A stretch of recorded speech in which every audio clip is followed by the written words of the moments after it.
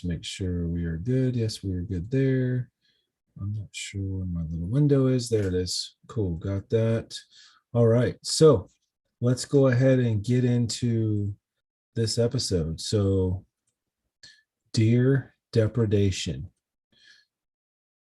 So I started out as a kid, basically. Sorry, I just bumped my mic. Basically, deer hunting with my dad. Back when I was growing up in South Florida, we lived about 10 miles away from a huge, like, I think almost 200,000 acre property that was a public management area. And back then, I mean, they didn't even hunt coyotes. Maybe they did hunt coyotes back then, but I don't ever remember hearing them say anything about that. But my dad would go deer hunting. They had a huge platform buggy, and they would go deer hunting and hog hunting off of the buggy, and they would see animals and just basically shoot them when they could if they were in season.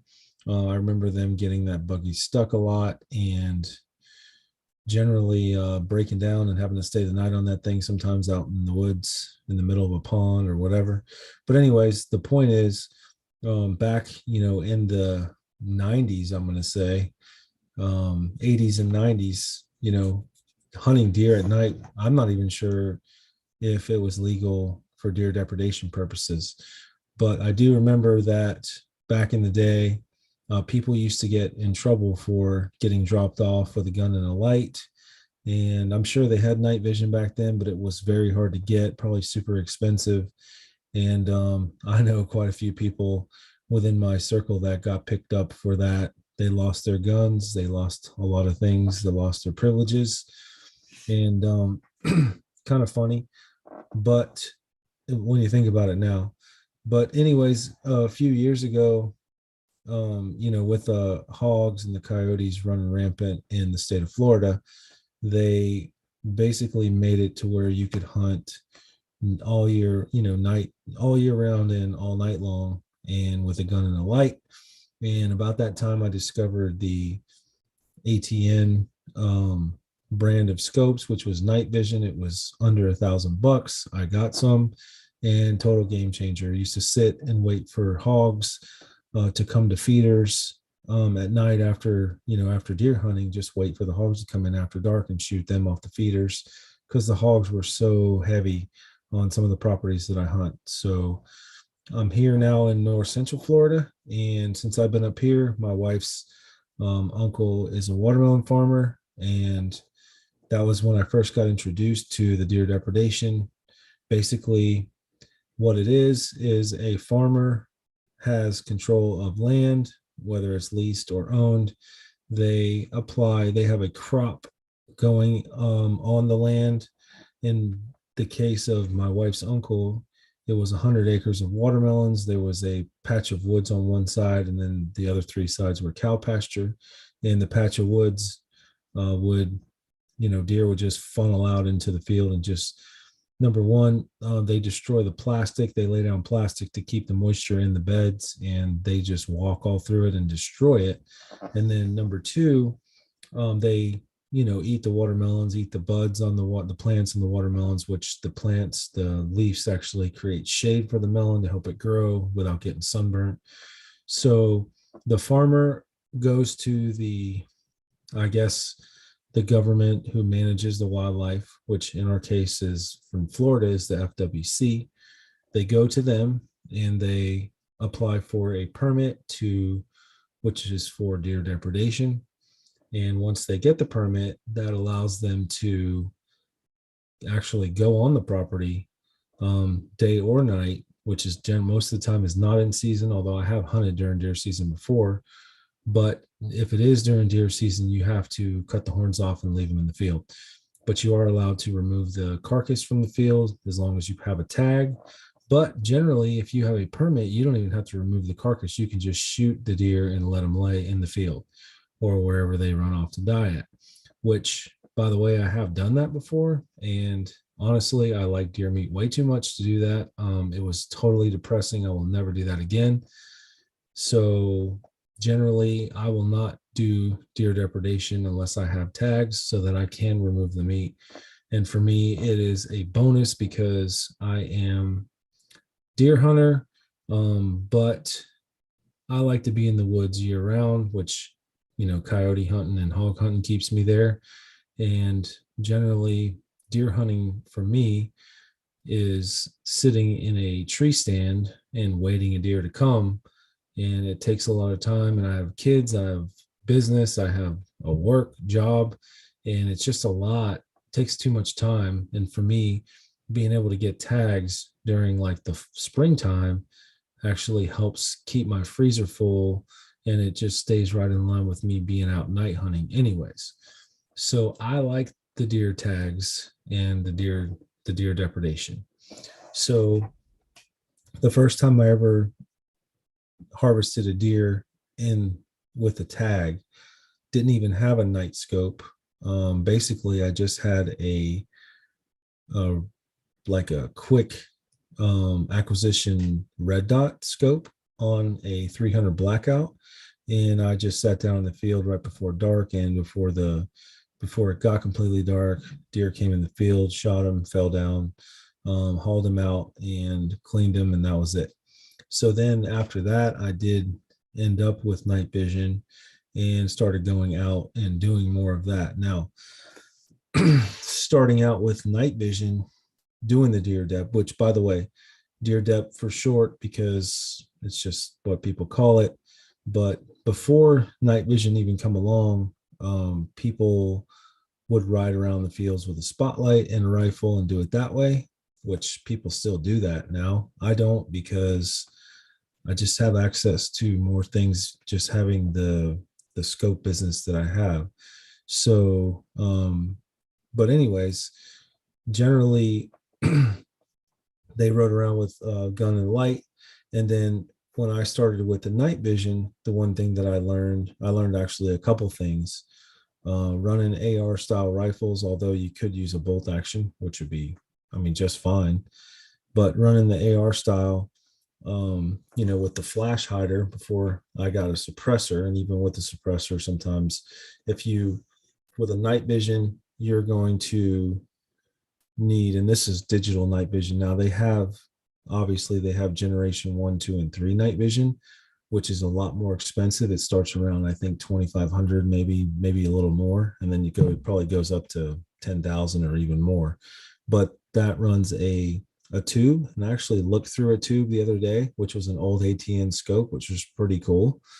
But basically, the night vision that we run generally now is digital night vision, which doesn't require a tube, and it actually runs in the daytime as well. You can kind of flip a switch and make it go from color to black and white. But when you're running night vision, you need for the digital part, for most scopes, you need a infrared light, and it's basically a torch. Most of them are adjustable, so they go from a flood beam to a spot beam. And then some of them even have intensity settings where you can go bright and dark or whatever light, small light or a lot of light.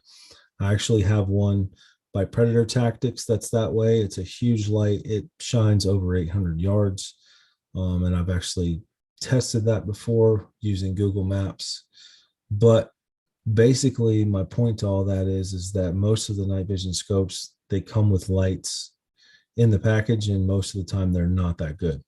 So you may want to think about upgrading lights for that. And also, I remember one time shooting a deer on a tag at 100 yards, and through the scope, it's looked a lot better than when I watched the video. And when you are recording at night with the night vision scope, you always want to put more light on it, or the most light on it as possible when you're videoing, because in the end, your video is going to come out a lot better versus that 100-yard shot that I took looked great in the scope. And whenever I watched it on my computer screen later on, like after that was over with, just to show and to look and see how it went, I couldn't see anything. It was just black. So generally another tip is with the night vision scopes, your little viewfinder and what you see through the scope is going to be a little bit better than what your video is going to come out as. I know they're working on that. it's 2023. I know they're probably working on that the later we get into this stuff. But for right now, that's just something to consider. The more light you have, the better the video is going to come out. So after that, killed a couple deer again on that piece and stayed, in contact with him. And then the next year, I met this other farmer. I went to a strawberry U-pick farm, and I have small kids, and we obviously take them to do stuff like that. Plus, they had a bunch of farm animals, and we were over by the farm animals, and I was talking to just a dude there. I don't know. He was obviously a lot younger than me, but had a beard. And I was like, hey, man, I do a lot of night hunting. And I was saying, do you have any pigs, that I might be able to do some night hunting around here? Do you have any pig problems? And he goes, I'm not really sure, but maybe go talk to my dad. I'm like, okay. Well, we had strawberries and his dad was up at the pay counter. So after we paid for the strawberries and stuff, I just walked up to him and introduced myself and said, hey, I got night vision, and I just, I'm looking for places to shoot pigs. So if you have any pig problems, I'd love to come and help you. And he goes, I really don't have a pig problem. I actually have a deer problem. And I was like, oh, wow. Well, that's cool, because I already shoot deer with my wife's uncle. And I told him his name, and he's like, oh, yeah, I know him. And he's like, let me get your number and I'll call you next week or whatever, and we'll set something up. So he did that, and this contact ended up turning out to be a really great contact and a really good friend. But that gentleman ended up having 80 acres in one spot, another 200 acres in another spot, and then another like 40 acres in another spot. And with that being all said, I started going there once, even twice a week. And in 3 months, we basically harvested 30 deer with tags on those properties. So that was really cool. And it was obviously, I say obviously because I tell this story a lot, but for me, it was a lot of work. And I'm not even joking. Like, I have a full-time job, I work outside. And then for me to get off, and when it gets dark, to go shoot deer, have to clean them, and then deal with the meat after that is a lot of work. And I was doing it religiously, like twice a week, sometimes even 3 times, but rarely. And I got it down to a process to where, number one, the biggest game changer of all of this, the fields were separated by a few miles. So number one, I would drive in with my expedition. I had all my gear in the back. And then number two, I had a trailer and a golf cart. The number one game changer of doing all of that work that I did right there was the golf cart. So I have basically a 2016 EasyGo TXT 48 volt golf cart. It was already lifted when I bought it. I bought it from Battery Source, and back then they were only like 6,000. I think they're 8 or 9 right now for the same golf cart. And there's a lot more brands out there, but I had that cart, bought it for the family, and started bringing that with me. And, being even in just an 80-acre field or even a 40-acre field, when you shoot one across the field, you just get in the golf cart and drive around the field and go pick it up and throw it on the back deck and bring it out. I've had up to 3 deer on the cart at one time, and total game changer. Also, we have basically shot deer off of the cart in the fields. And when I say that, it is illegal to shoot off of a moving vehicle in the state of Florida. And I can promise you, we don't try to shoot off a moving vehicle. That's just way too hard. But we do sneak up, stop, and shoot off the front windshield multiple times. Even had a guy in a wheelchair in the front seat of the golf cart one time, which the wheelchair wasn't in there, but it was in the back. And he shot 2 deer off of the front windshield of the golf cart. So that was pretty cool. But I have a couple friends that would go with me. They would help me clean them. And I just got set up to do this stuff. And at the end of the whole thing, I would have 2 or 3 deer hanging up. I would actually take them to my brother-in-law's house, which was another 20 minutes away. But in the opposite direction of my house, but at least if I shot one on Wednesday night or even Thursday night, I could go take it to his house. There was a freezer cooler. I can't remember if it was a freezer. No, it was a fridge cooler, and I would take them and hang them up in that cooler if I could get them up that high, and if not, I would just lay them on the ground after I gutted them, and then I would come back on Sundays and we would clean all the meat down and then put it in the coolers and process it or whatever we are going to do with it. So really cool. It was a really cool deal. But the number one game changer for that was the golf cart. So then, number two game changer. By the way, excellent opportunity for me to take my oldest son now. I have never taken my youngest son, I don't think, to kill deer. He's 4. This was a couple years ago. My oldest son now is 7. But my oldest son, I would take him with me and we would go sit at before dark and go sit down. And I shot many deer with him sitting right beside me watching his tablet. Just because the deer would come out into the field right before dark, we'd shoot them.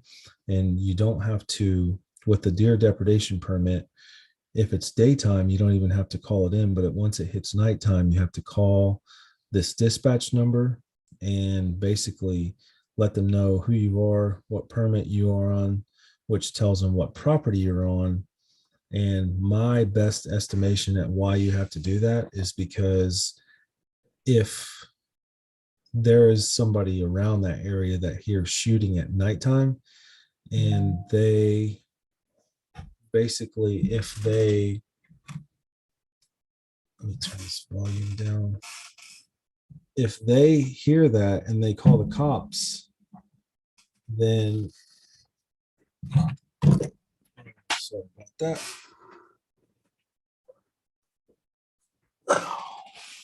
So if they hear that's the shooting and they call the cops or the dispatch or whatever and report it, my best estimation is that there will be something posted, or at least if it comes across, the dispatch for the FWC will see it and be like, okay, there is an open deer depredation ticket in that area.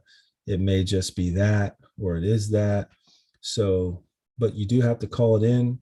And also, whenever you're done, they kind of ask, how long are you going to be out for? Which me, it was generally midnight. And then you would have to call back in afterwards and tell them that you were done to close the ticket out. So, but I would take my son out and we would just sit on the ground and wait for deer to come out and shoot them with a tripod.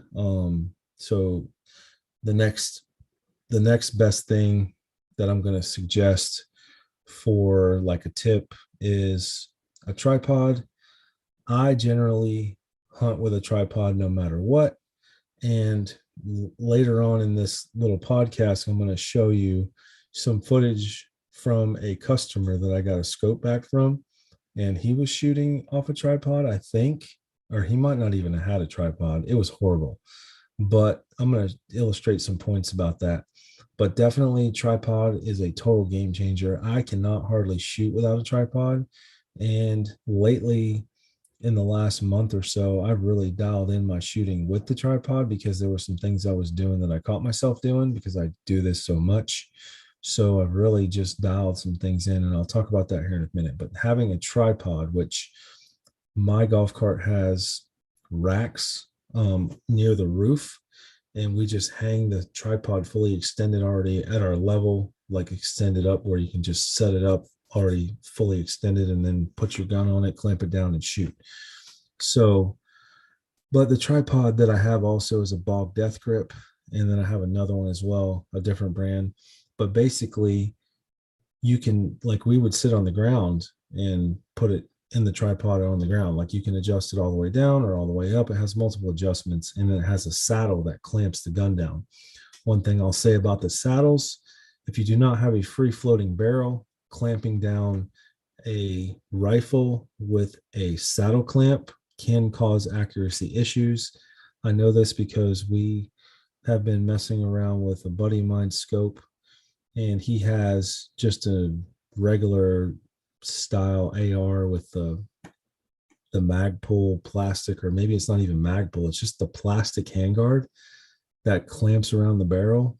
And we've been having issues with accuracy with that thing. So and when he said that it could be, whenever he told me that, I was like, wow, yeah, if it's not free floating, it's definitely could be causing issues. Because I shot off of my golf cart windshield one time resting on the barrel, and it shot high. So if you have a free floating barrel and you're putting unnecessary pressure on the barrel, it's going to cause accuracy issues. It's going to push it one way or another. And that's happened to me before.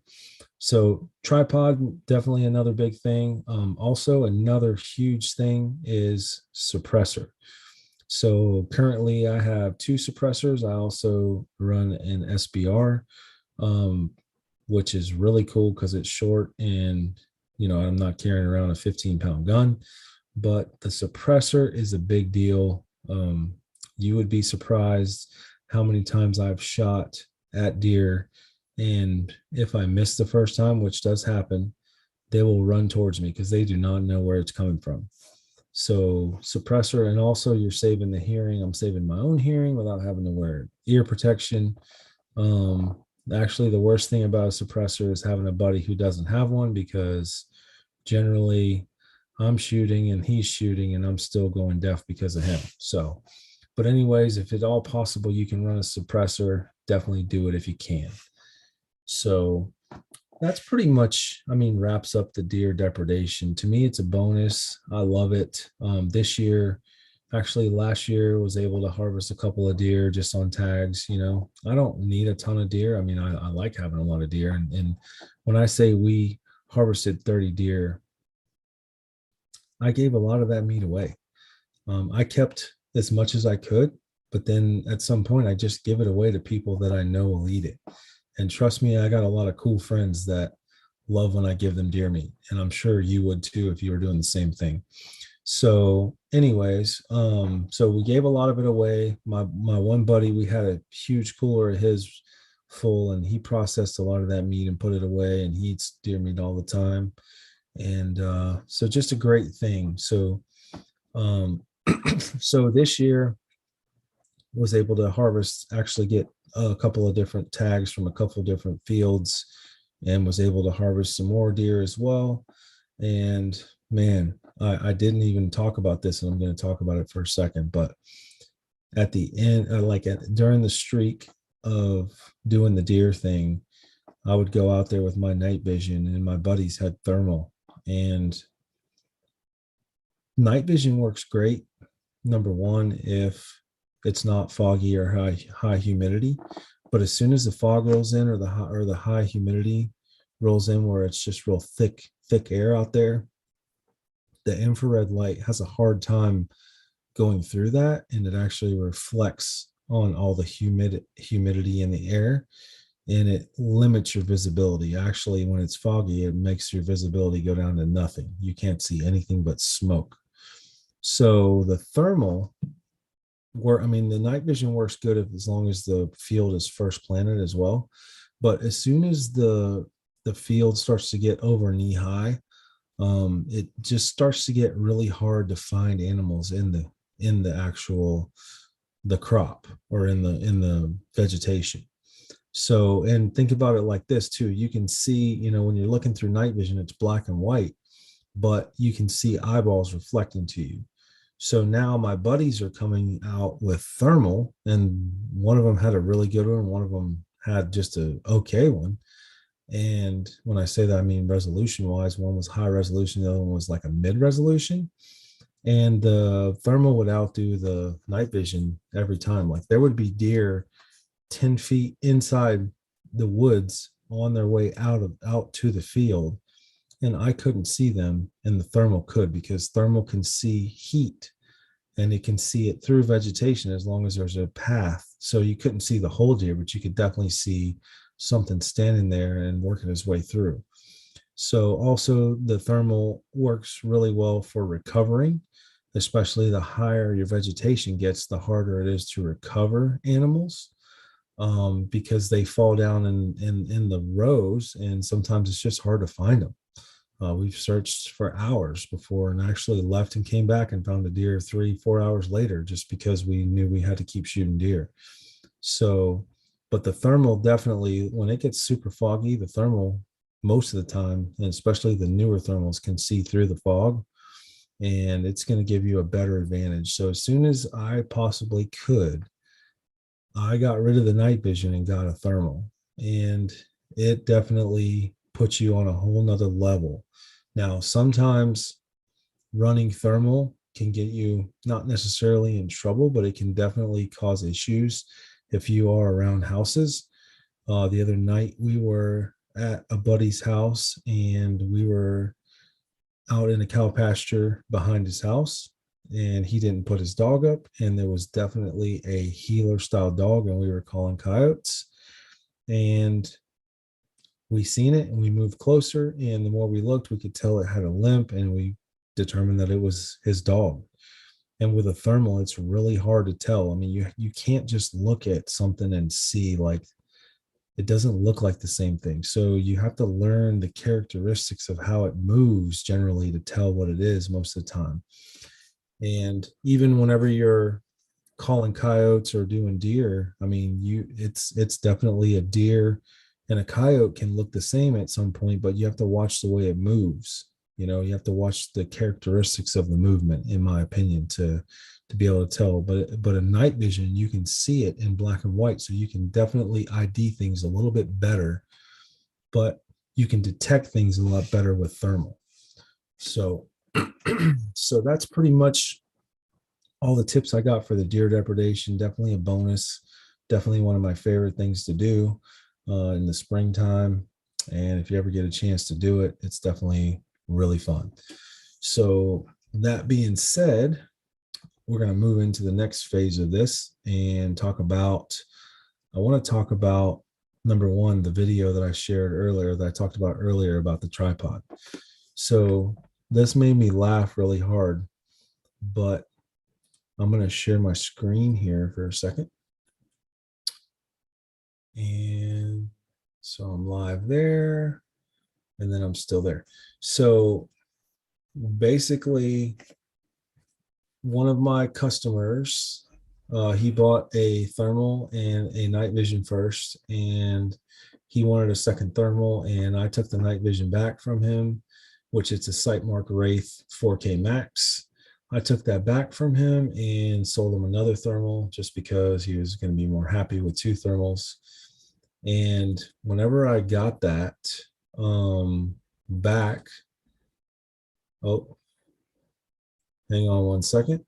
So whenever I got that back from him, I pulled out the memory card and the 4K Max by Sightmark, and I'll show you that scope in a second because I got another little toy to show. But let me turn the sound off because I have no idea what the sound even sounds, what's on it.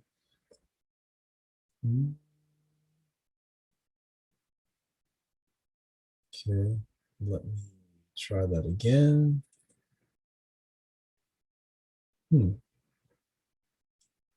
That's strange. Anyways, but I got the video back from him. It's not really playing. I might have to play it on a different let me play it on something different here. Is it media player? Oh, six. Hold on one second. Okay, yes. So so I got this back from him, and this was on the actual thing. So if you look here on the screen, so he that right there obviously was freehand. And if you look, I don't even know how that pig looked like it was super close. It looks like a domestic hog, but obviously where he's at, there's lots of pigs. But as soon as he shot, I don't even think he hit the pig. But as soon as he shot, it rose up, and there's no stability in his shot there. So I thought that was kind of funny. Um, and I'm not even sure who was shooting. But then we got to this video, and there are three pigs. And I'm not sure, again, if they're even on a tripod, But if I'm on a tripod, I'm not moving this fast. I'm moving really slow. Um, but this is through the sight marker eighth. You can see now this is now let's talk about this for a minute because look what just happened here. Okay. If you look right here, he just shot at this pig and another pig fell. Watch this. He just shot at that pig and another pig fell. I'm not sure if this gun was sighted in right or what, but that's wild. And I didn't even notice that on this video, but I noticed it on the next one. He did the same thing again. So he shot two pigs and was aiming at a different pig. That is absolutely crazy. So that's that video. But again, just moving way too much. Like a tripod should keep you a lot more stable. Watch this. Okay, he missed there, but if you see like when he shoots, like there's no control. To me, when I shoot, I'm holding through the shot. I'm pulling it tight against my shoulder. I'm pulling the hand grip as tight as I can in two positions. And when I shoot, I'm trying to be as steady as possible because a tripod basically gives you, it's got, sitting in, I have my weight balanced in the middle of the gun. So whenever you shoot, there just could be so much movement. So I'm trying to eliminate as much movement as possible on any of these shots that I can. So I'm trying to pull it as tight as I can. I'm trying to get a nice wide foot stance, and I'm trying to let that tripod do all the work for me. But you can see there's no, and this is just on an AR, I believe, a 223 AR. But you can just see like, I mean, look at how high the gun is right there after he shoots. That's like 4 feet above the, I mean, let me just pause that and show you. So he's there, and after he shoots, his dot right there is way up here, and you can't even see it unless you slow it down. But look at that, it's above the horizon right there. So you got to have a good hold, especially even if it's freehand or not, but you got to have a good hold no matter what, especially on a tripod. And then again, there's another one here where he aims at another pig and shoots a different one. I'm not sure which one it is. Just right here. Watch this. This is where I first saw that at. Watch this. Again, shoots one pig, another one falls. That is the absolute craziest thing I've ever seen in my life. So I did not help them sight that in. And after seeing that, I did help him sight in one of the thermals, and I might need to go help him with the other one just to make sure. But, it happens, man. This stuff is really like, it's technology. It's a little weird. It's hard to get used to at first. And, it's definitely different. So, and if you are not technologically inclined, then sometimes, it can mess you up. So, so definitely hold tight on the tripod. But tripods definitely help a lot. So the next thing I want to talk about here is, what's going on with me and my hunting. So was able to get out one night last week. It's been in the 60s at night here, but we went out last Thursday night and the wind was it Thursday night? No, it was Friday night, and we went out and the wind was howling. I mean, it was howling. It was probably blowing 40 miles an hour, and I believe it was because there was some kind of system off of Jacksonville, and it was just causing some wind. So it's coming out of the east, or northeast. And we went to one spot, and the wind was bad the whole time. We had dogs in the field next to us. They kept coming up. I could see them, but they would just run around, and I guess they just smelled us. We just couldn't get anything to connect there. So then we went back to my buddy's house where, there's like a couple thousand acres there, but we were on a small chunk of it. And we started calling, and a dog ran out from a patch of woods behind us and kind of ran through the field. We couldn't really see him. He kept getting lost in these dips that were there. And he basically ran away. We never seen him again. And we called it a night. And by that time, the wind was really howling, and nobody even got a chance to shoot. So, but I did rack a bullet this time, which I talked about that last week about, making a clip go without racking your bullets. Great tip when you are leaving your vehicle. Make sure you got a bullet in the chamber. Happens every time. Not every time, but it's happened a lot. And you would think I would be good at that by now. But after that, we really didn't go out anymore, but I did buy on Friday something new and something that I want to try. And I have not sighted this in yet, but I'm working on doing that. I got basically my first air rifle. And I say that I had an air rifle before. I got a Gammo Magnum 22 caliber, which is a break barrel, but I bought my first PCP air rifle, which is a pre-charged pneumatic, which has a tank on it, and you pump it up and then it shoots until it goes down. And the one I got was, and I have it right here, so I'm going to show it.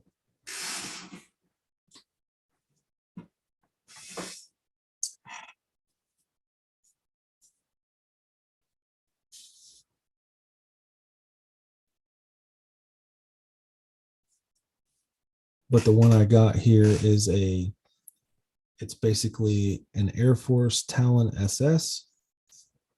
It has a 12-inch barrel on it. It's a 25 caliber. And my goal is to sight this thing in with the Sightmark Wraith 4K Max. A couple of things I want to see. Number one, more than 100 yards, I'm sure I can shoot that far, but I'm probably not going to. But I have a lot of situations where I have short shots, and I think I can do this well. So my goal for this little sucker, number one, it's pretty quiet now, but I'm working on making it even quieter. And my goal for this thing is to kill a coyote with it and kill a hog with it, or if not multiples, or turn it into a predator slaying machine. So I'm going to run the night vision for now, just because it's something that I want to be able to shoot during the daytime as well. And this thing would be good for armadillos or rabbits or whatever you want to do with it. But my goals are a little bit higher than that. So in the state of Florida and Georgia and other places, you can shoot deer during deer season with a 30 caliber or higher. So I fell under the mark with this one, but this is my first one, and I know that I can do some damage with pigs and actually coyotes with it. So right now it's shooting a 55 grain 25 caliber slug. So it's a little bit bigger than a 223 55 grain.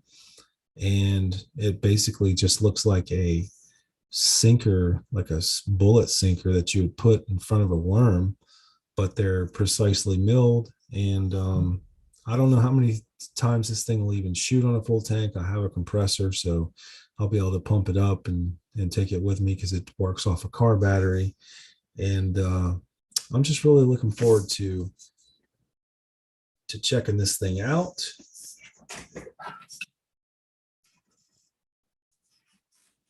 By the way, there is a group that I belong to on Facebook, and it's called the Lethal, or I don't even know what it's called, actually. I'm still sharing my screen. Let me take the screen off real quick.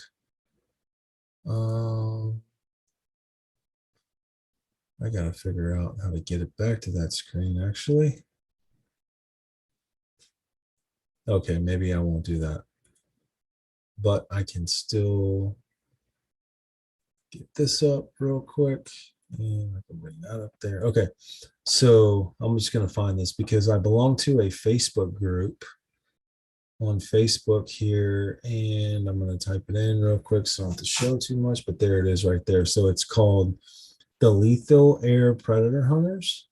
And there are people on here that basically, I mean, there's coyote videos, there's all kinds of stuff, and it's all about air hunting, air gun hunting, and the air guns are the bomb.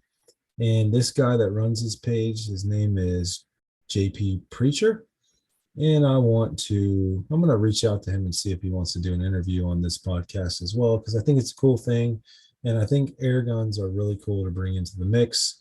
And it's something I've always wanted to do as well. I can take it and shoot, squirrels and whatever, which 25 caliber is pretty bad on a squirrel, probably do some serious damage. But, I mean, it's all about, what you want to do. And that's just something I want to do. So that's going to wrap up this podcast. It's been 42 minutes. Actually, this is probably the longest one I've ever done, but lots to talk about. And again, this is sponsored by perceptivegear.com. That's Perceptive Outdoor Gear, night vision tools for night vision hunters. And if you would like to, if you're looking for a scope or you're looking for batteries to power a scope, I do sell a 10,000 milliamp hour battery that powers scopes. That just, I mean, it's really popular, and I mean, runs most scopes for over 12 hours. We got those on there. If you are looking for a scope in the near future, hit me up. You can reach out to me at Tony, Tony at perceptiveoutdoors.com, or you can find my my email address on the website, which is perceptivegear.com. There's also a phone number on the top of perceptivegear.com. You can give me a shout. I'm always answering my phone when I can. And I'm generally talking to customers about all kinds of things from, what this scope can do or what that scope can do, or even just helping them, run their scopes better. So appreciate you watching this. If you like this podcast or this video, please smash that like button. If you haven't subscribed yet, we are just about to break the big number 10. So it is May 30th, 2023. I've been doing this. This is my 15th episode, and we are about to break 10 subscribers. That's kind of funny, but it's all good, man. We're going to build something big here, and night hunting is going to be here for a while. It's not going anywhere, and there's lots to hunt, and I'm just looking forward to keeping on bringing this thing and hopefully making some good content in the near future. So thanks for watching. We'll see you next week, and we'll see you on the next episode.